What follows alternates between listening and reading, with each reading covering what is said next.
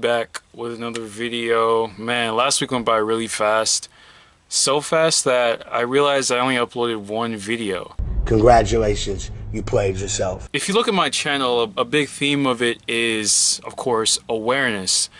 Being able to be aware of your motives, the way you act, and why you act that way.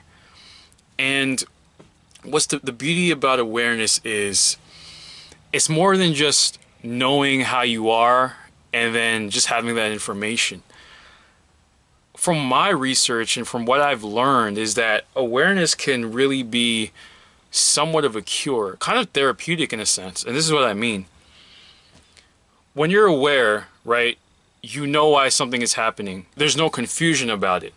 When there's confusion about something, oftentimes there's also anxiety about it, and anxiety ain't fun. Now, when you know why something is going on, you can take the steps to avoid it or take the steps to not let it get to you too much. Shout out to Leo Gora from actualize.org. He had a video titled Awareness is Curative.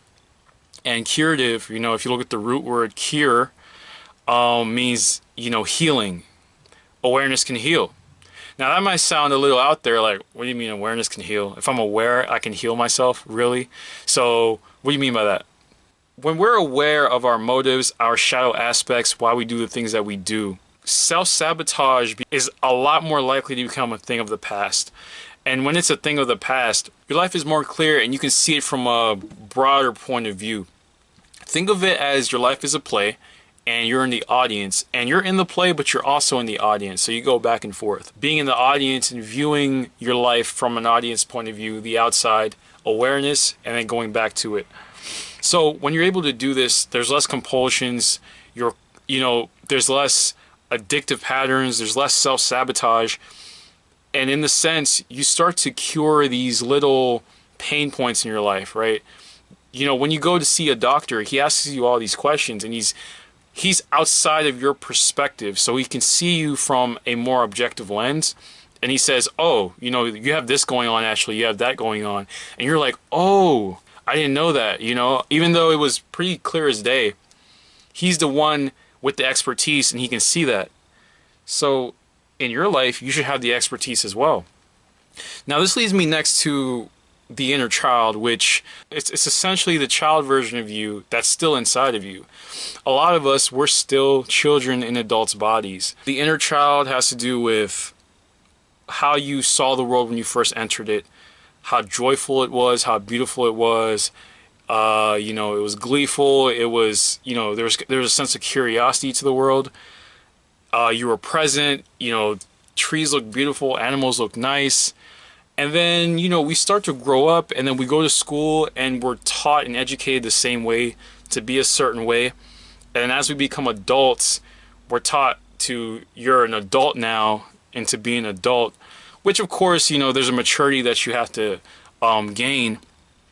But that does not mean your childlike aspects are gone. Your creativity, your excitement for life. Unfortunately, a lot of your childlike traits are kind of dialed down, and then they're in your shadow, and then they start acting out in your life without you really knowing it. Now, the inner child also has, you know, events that happened in your childhood that weren't all that great, right?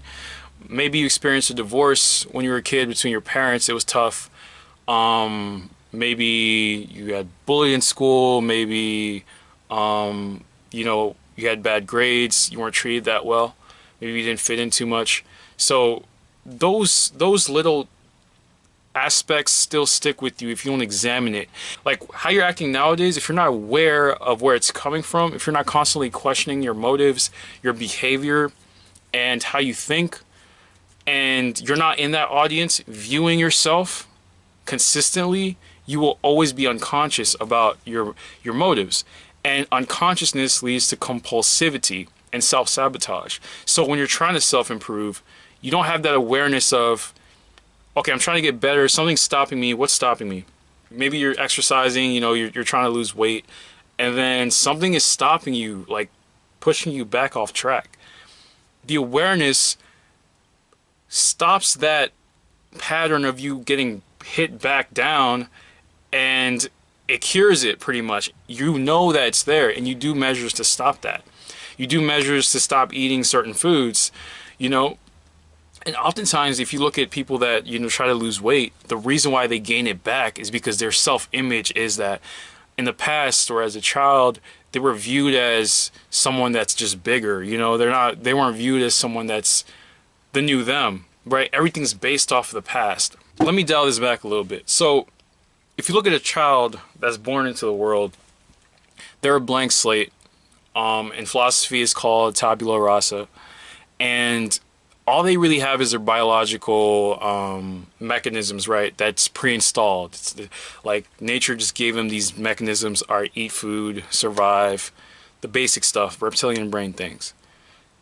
You know, there's no ego or anything like that. Now, with this child, their parents, if they're good parents, they know that they need to train and teach this child certain things so that the child lives and things like that, and watch over it.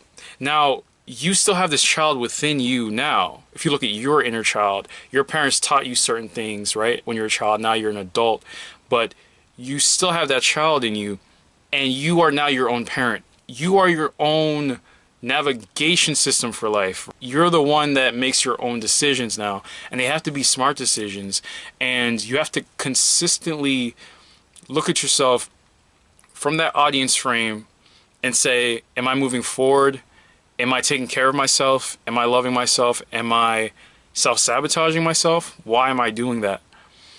And this stops all of these mechanisms that stop you from moving forward in life. Most people are unaware of their inner child, and because of that, they have these inner temper tantrums, inner resistance, inner sadness, inner strife, and that inner stuff that isn't examined, it comes out in the decisions they make. And you know, you don't have to be very smart to realize that if you let a child make big decisions, it's not going to really end well. So I hope you guys are following me here with this video. We are all adults now, but there's still aspects of us, whether it's creativity, inspiration, excitement, the good qualities, and some of the bad qualities that are still within us. They still run us to this day. And the decisions we make are based off a lot of those shadow aspects that we're not aware of. You know, if a kid wanted to play the drums, but their parents were telling them, hey, we want you to play the piano, and in fact, I want you to be a doctor when you're older. Okay, and let's say they do that. That doesn't mean they still don't have that other side of them that likes the drums. Maybe they like to have more wild fun. Maybe they just like things that aren't aligned with the family structure. And it's unfortunate because a lot of parents project how they want to be onto their child, or how they want it to be onto their child, and it's not the child's fault that they were born into that. But when they become an adult, it is now their responsibility to fix those issues, right? Just because something wasn't your fault does not mean it's not your responsibility. In my view, take everything that happens in your life as your responsibility, because man, it's way better that way, and you really see your power. You really do. Hit the like button if you haven't already, and oh snap, I almost dropped it. You know, if you haven't already, subscribe, of course. Leave a comment what you think. Maybe some things you dealt with as a child, maybe some things you're dealing with now. Positive and maybe not so positive. It could be both. Appreciate the support. Guys, have a good one. Bye.